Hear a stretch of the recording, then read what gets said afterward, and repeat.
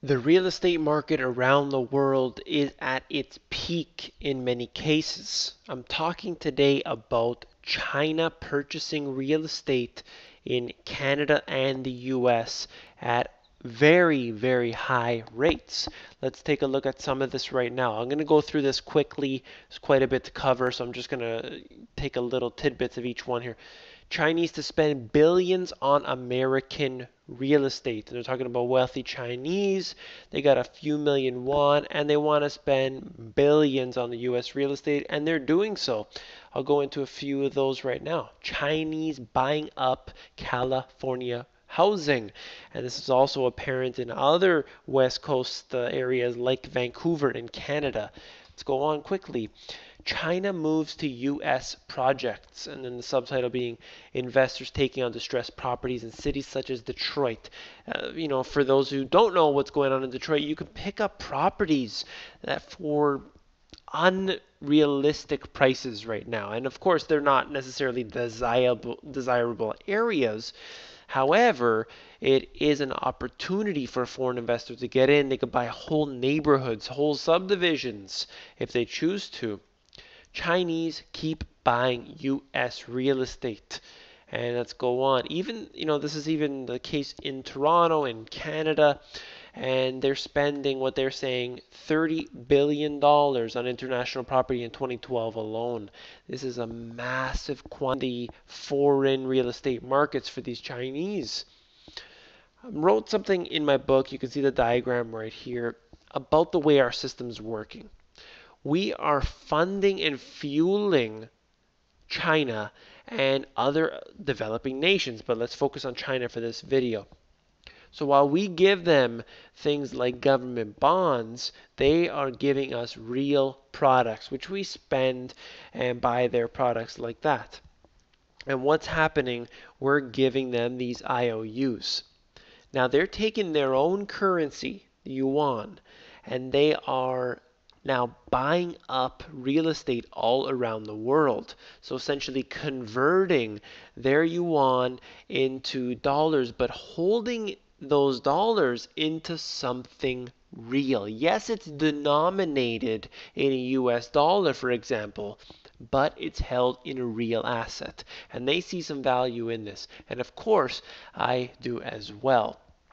The problem I have is this. Consumer debt increased in the third quarter by $127 billion.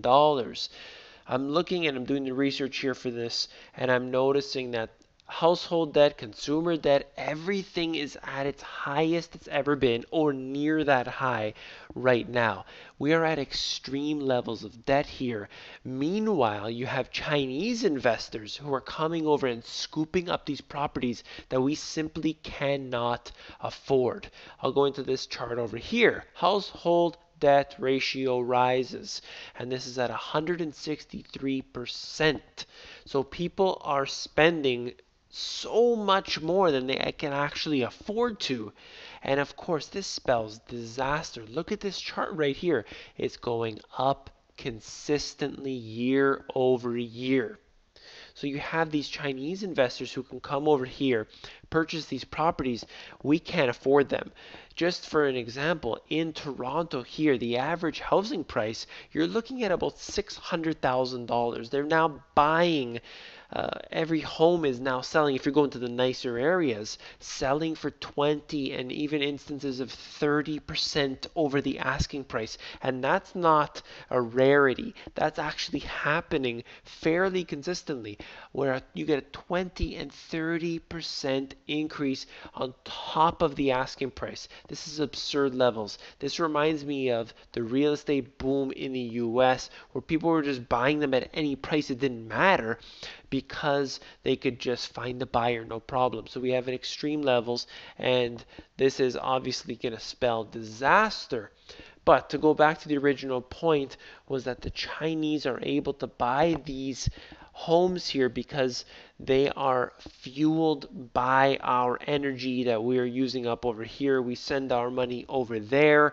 They're able to then purchase, and they're obviously, despite the fact that they have their own troubles as well, it seems like many wealthy investors, many wealthy families from China are able to then purchase homes here, and we can't afford them.